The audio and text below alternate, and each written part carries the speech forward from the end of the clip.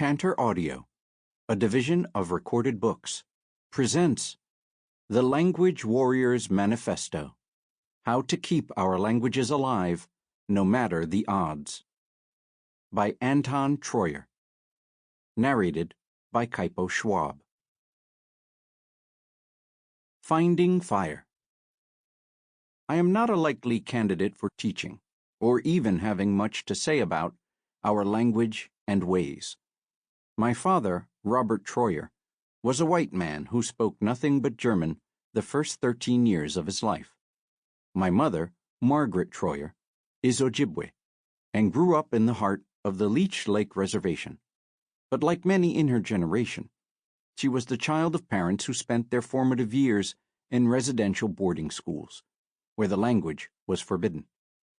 Her family experienced hard living, incredible poverty, and the beauties and struggles of reservation life during the Great Depression and World War II.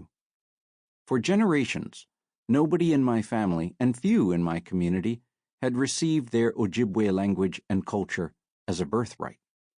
I never attended a school that had a real tribal language program.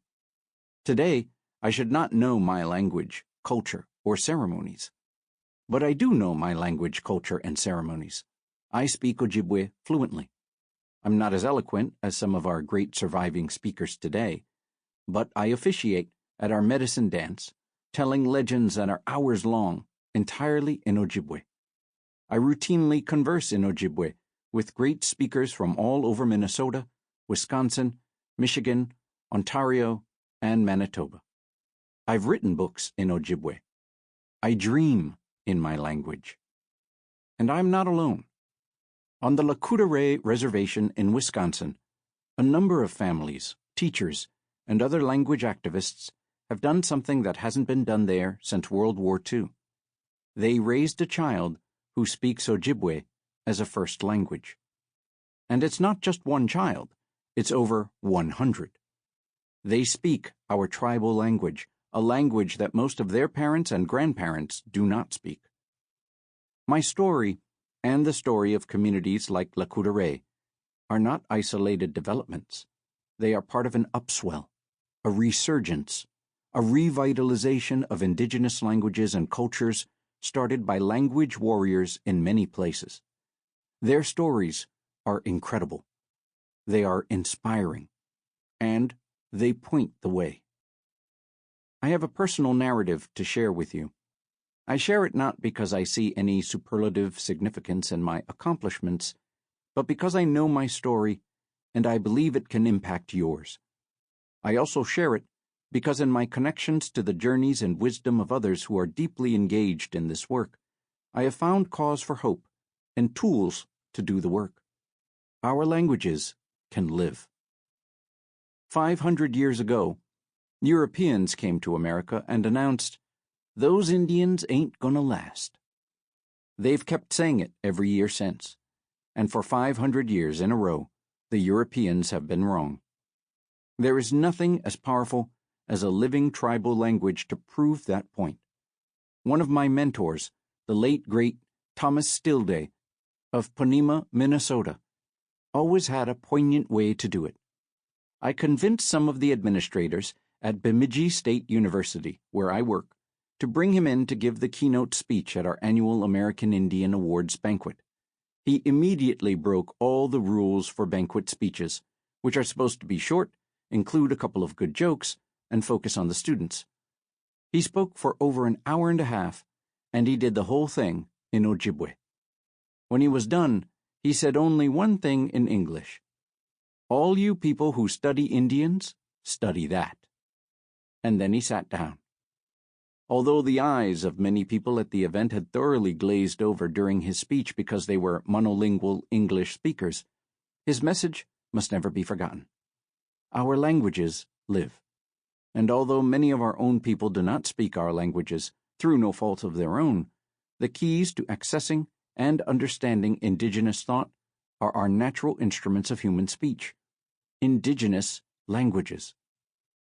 All humans have ancestors, but most immigrants, especially in a place like America, are disconnected from them. Most people know their parents and grandparents and the names of their great-grandparents. But beyond that, they usually don't know their ancestors' names, or even where they are buried. My relatives have been buried in the Bina Cemetery on the Leech Lake Reservation since before America was a country. That makes it hard to sell the family farm and move to California. But for white Americans, that's how it's done. If the job is in California, people move. They celebrate the freedom to have a malleable identity, to become Californian. When their kids move to different states, far from the parents, they try to keep it real with their grandkids through Facebook and FaceTime. Over time, the connections to place and across generations weaken. Severing the connections to place and across generations is usually harder for indigenous people. It was for me. My family tree is full of celebrated Ojibwe leaders like White Fisher and the very long-lived John Smith. I didn't have tools to analyze this when I was a kid, but as I got older, it bothered me more and more that I was sent to school for 13 years, ostensibly to learn everything I needed to know to be successful in the world, and none of it had anything to do with me. The message was clear. You and yours are not important, not significant, and of no value. This simply continues the age-old assaults on tribal language, culture, and identity. It was an assault on me. I felt terribly isolated and alienated when I was young. I leveraged that into unflappable motivation as I grew. My maternal grandmother, Luella Seal, was a product of residential boarding schools. Every year from 1879 through World War II, the U.S. government brought 20,000 Native kids to these schools, deliberately forbidding them to speak tribal languages, imposing harsh physical discipline, and providing little nurture. These schools dominated Native American education through the 1950s. There are still some in operation today at places like Flandreau, South Dakota, and Wahpeton, North Dakota, although they no longer beat people for speaking tribal languages. The Canadian government did the same thing, with many schools still operating into the 1990s. Many children learned to be ashamed of their language and their culture. Luella survived, came home, and raised a family, but she did that in English rather than Ojibwe. The fluent Ojibwe spoken by her mother, Isabel Matthews, was not passed on to her kids or to me. My father, Robert, was an Austrian Jewish immigrant and Holocaust survivor. He was chased around the streets of Vienna by Hitler Youth and barely escaped with his life. Both of his parents and two of his cousins also survived, but more than 300 other immediate family members were killed in streets and the camps. His is an incredible story, but that's another book. He made his way to Minnesota, met my mom, and here I am. My mother grew up in a close-knit and supportive community that was often defined by endemic poverty. She got ice cream once a year. Everyone had to harvest wild rice, not because it was a cool cultural pastime, but because it was a necessary means of survival. When my parents were getting together, my dad was hitting the restart button, which he did several times in his life. After the Holocaust, after enlisting in the U.S. Army at age 17, and after his first marriage failed. And my mother was trying to find a pathway out of poverty. They did fine by me. I never had food insecurity or struggles that compared to theirs. My folks were on a transformative life journey of their own. Our cabin in northern Minnesota had a kerosene lantern, no running water, a hand pump, and an outhouse. We washed up in the creek in the summer and in enamel wash basins in the winter. But at the same time, my mother pursued a law degree in Washington, D.C., which is where I was born in 1969. For several years, we spent summers in that rustic cabin, and then school years in Washington. I went back and forth between being an Indian and being the Indian. It was sometimes confusing and painful, but often beautiful too. My mother eventually became the first female Native attorney in the state of Minnesota. In 1977, we moved home to Ojibwe country for good, as she opened a private law practice and then became a tribal judge. This revealed to me the power of an education. The world does not distribute barriers and boosts equitably. Some people have it harder than others, and there is a race and gender predictability to the distribution of those barriers. An education is a powerful lever that improves, but doesn't guarantee, the chances that someone can overcome adversity and make it in spite of the barriers. The myth of the American dream really is a myth. As George Carlin said, "They call it the American dream because you have to be asleep to believe it." But in spite of all that, by the time I hit middle school, my mother had built a nice house, and the economic profile of our family started to change dramatically. My father, even before he met my mom, had acquired a large piece of acreage just off the reservation for very little money. It had been taken in a tax forfeiture and was sold with sealed bids. His was the only offer, and it wasn't even sufficient to cover the delinquent taxes. The land had been virgin pine forest generations before, but it had been clear-cut and turned into farm fields. He started planting trees. Today, it is hundreds of acres of tall pine trees. He, one man, with a child labor force, completely transformed the landscape and ecosystem. When I look out my window at the forest he planted and wonder how we can revitalize the Ojibwe language after all the damage that has been done to it and us, I just remember, we don't have to move that mountain in one day. We just have to keep planting the seeds. We really can change everything. As I grew up, I had many blessings, including access to parts of my indigenous culture that many did not. My dad, having been uprooted from his homeland and transplanted into a native space, was eager to adopt what he could of that lifestyle. And even when my mom left the res never left her. So we grew up hunting, fishing, picking rice, and making maple syrup and sugar. We never lived off the grid, but we knew how to get food. My mom regularly attended tribal ceremonies, and she brought me with. I heard our language and music, and listened to our elders giving long speeches or gossiping in the summer shade. My mom worked. My dad worked and then stayed home to write books and raise kids. I went to school. In spite of my experiences with food sovereignty and cultural practices, I never had enough exposure to our language to learn more than a few words. My peers in Washington, D.C. and Bemidji were mainly white, and everyone in my school and educational circles spoke English only. I always felt like I was on the outside looking in. I was a great novelty at Murch Elementary School in Washington. Everyone in my class was either white or black, but I was brown, and a boy with long hair. It was 1975. One day, my first grade teacher decided to dress me up like a girl in front of class, with barrettes, makeup, and all. Everyone had a good laugh. I come from a long line of ferocious warriors, so there was no way I was going to cry about that.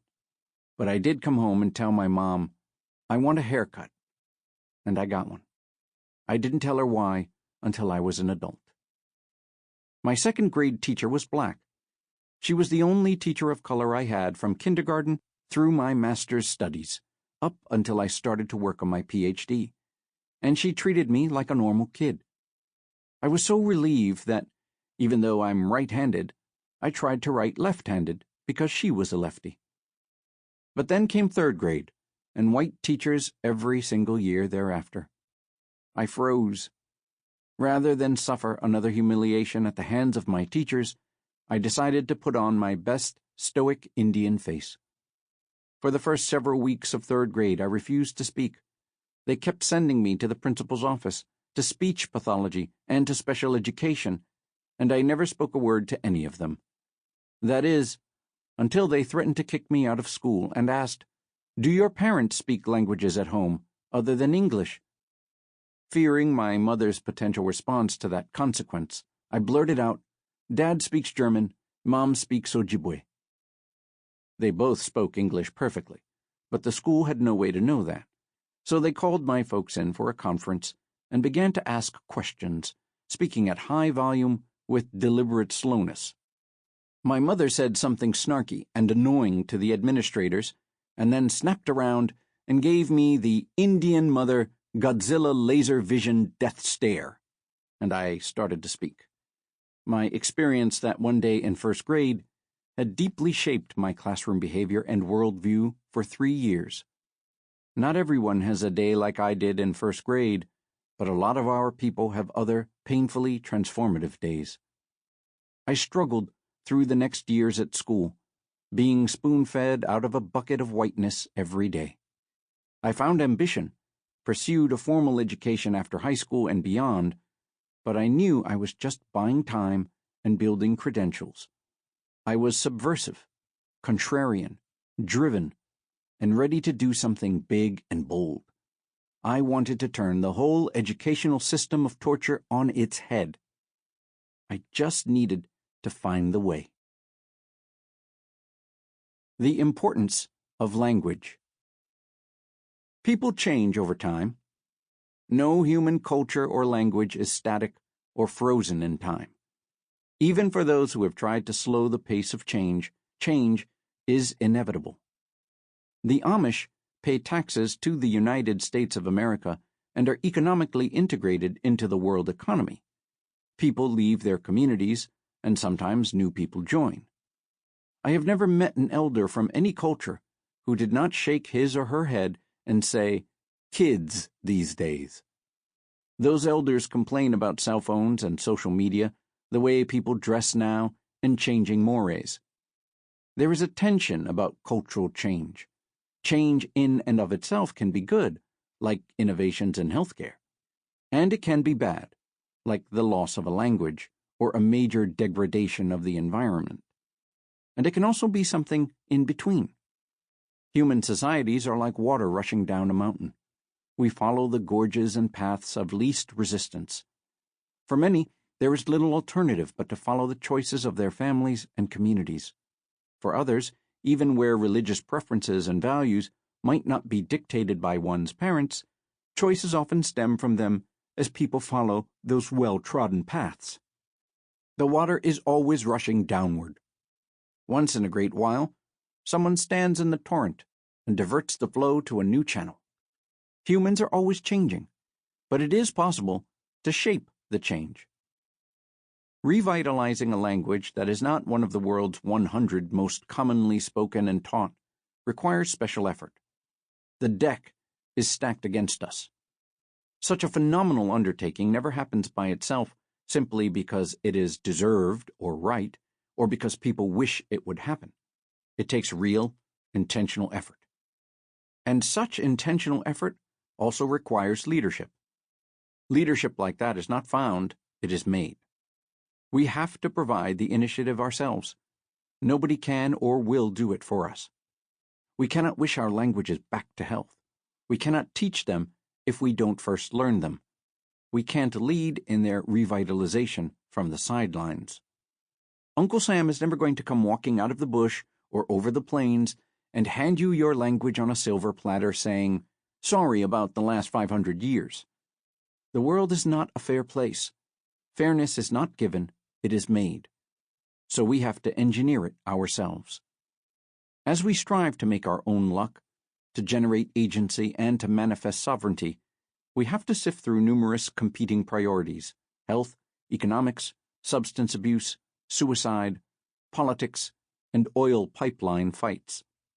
All too often, tribal language and culture are seen as luxuries or as important concerns that are never quite important enough to be funded, supported, and prioritized consistently in our individual lives or collective endeavors.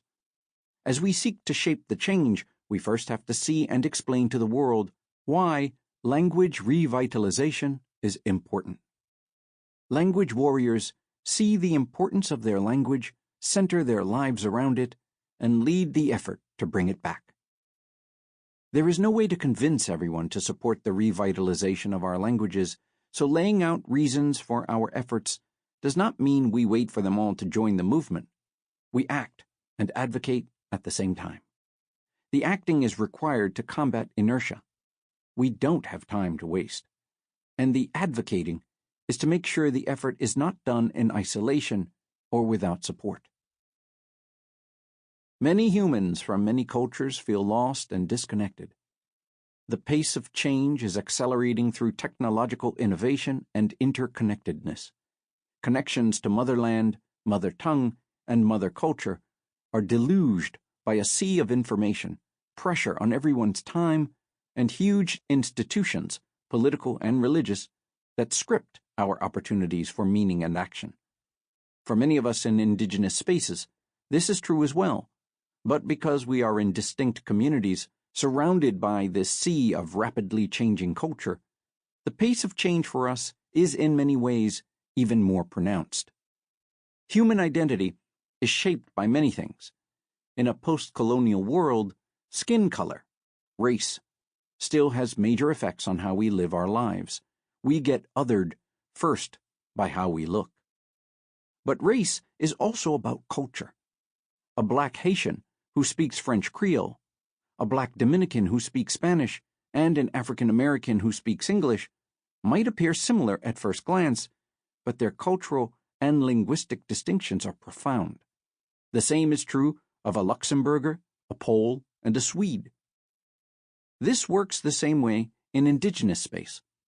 In the United States alone, there are 573 federally recognized tribes and many others that are not recognized. Their languages are often radically different and in varying degrees of health, ranging from completely extinct to having more than 150,000 remaining speakers. Racial identity is also partially about consciousness, or how we see ourselves. Many Native people look white or look black, but have a strong indigenous identity. And lots of brown folks don't see indigenous blood when they look in the mirror because their cultural associations, being Latinx, for example, trump their biological ones, and their consciousness is not always indigenous. In the Latinx communities of the world, this is changing fast. But for indigenous people, navigating race is complicated, in color, in culture, and in consciousness. And nothing grounds a person or a community more powerfully in indigeneity than carrying the tribal language. It is formative to racial consciousness. Our connection to place is also a powerful and formative part of our identity. For me, living in my community and having my relatives buried in the same place longer than the United States has been a country is a big piece of who I am. But half the tribal population lives off-reservation. The government tried to get us out of our communities through the Indian Relocation Act of 1956, when they provided one-way transportation to cities to entice reservation Indians to become urban. We have moved around voluntarily, too, searching for jobs and marrying people from other tribes and races.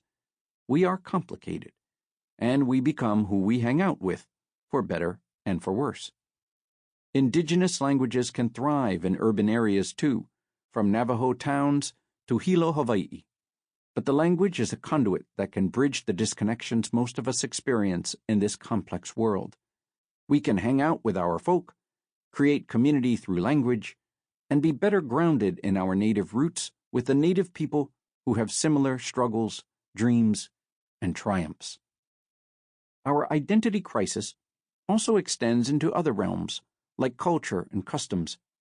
Here, too, we face a deep challenge to our indigenous identities. Most of us are familiar with cars, but few of us are at ease in a canoe, on a horse, or setting a trap for beaver. While we get to learn new customs, to be modern, we also become more westernized, as the modern associations we have were largely created by non-native people. But when we deeply engage in our language communities, we can decolonize that process. We can learn how our ancestors saw the world, greeted one another, ate, and made decisions. Language lets us connect to, rather than disconnect from, our cultural patrimony and customs. Everything about being native has been under assault for generations, even our food. For my tribe, the Ojibwe, our staples before contact were wild rice, blueberries, and wild game and fish, boiled, not fried. Confined to small remnants of our traditional homeland and given rations of lard and flour, Ojibwe and other indigenous peoples figured out how to make fry bread, high in fat and high in its glycemic load. They survived, at least some of them. And today, indigenous Americans have the highest diabetes rate of any ethnic group on the planet. We have to change that by re-indigenizing our diets. Language and culture go hand in hand, so a meaningful language revitalization effort will necessarily force a reimagining and reconstructing of everything, including our food. It can help us live longer. Native Americans have distinct political entities with more than a vestigial remnant of our pre-contact sovereignty. But our current systems of governance and citizenship are built by non-natives and modeled after their systems. While this is starting to change, the infusion of language into such an effort is critical to our identity and self-perception. No matter what your enrollment status is, if you know your language, you know who you are. In Ojibwe, we have a word, Inwe, which we use for language. Inwe means he or she speaks a certain language, and the roots of the word say it all. We means to make a sound, and in means in a certain way. So Inwe means to make a characteristic sound. In Ojibwe, all sentient life can Inwe. A dog will Inwe with a bark. A cat will Inwe with a meow. So how then does an Ojibwe person Inwe? It's not in English, it's in Ojibwe. The language is our characteristic sound, and if we lose that sound, we risk losing a central piece of what makes us Ojibwe and keeps us identifiable to our ancestors. 1/3 of the white folks in my home state of Minnesota are of German heritage, and most of their families have been here for 5 generations now. They do not speak German.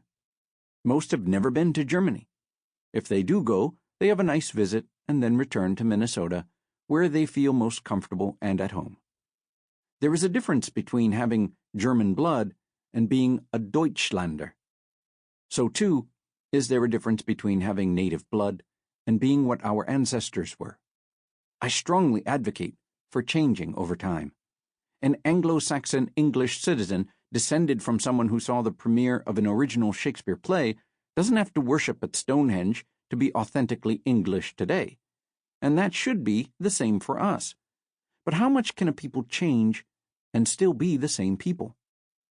Languages themselves change over time, and more rapidly than most people realize. I can barely read Geoffrey Chaucer's works because English has changed so much over the past 600 years. But in spite of these changes, the English language retains a continuity of thought, worldview, and identity. It grounds and informs an English person's sense of self. The same is true for other people and other languages. There are surely variations in the worldviews of different English-speaking peoples around the world, but there are continuities as well that transcend bloodlines. A language provides a unique worldview and identity. There is a vibrant discussion in the growing field of Native American literature about what makes something Native American literature. On the one hand, the writers are Native, and they often explore their identity in their work, even works of fiction. They use their personal experiences to inform their work, but they also talk about things like blood memory, an inherited cultural authenticity, and distinction. These are exciting and powerful works. But on the other hand, almost all of the writing is being done in the English language using an English literary form, the novel. It is directed at non-native audiences who often appreciate the novelty of the native characters and storylines, but also their relatability to distinctively white experiences. Is that Native American literature, or is it English literature produced by Native people? And don't forget that we do have our own literature, oral histories, legends, and songs. Those things. Sample complete. Ready to continue?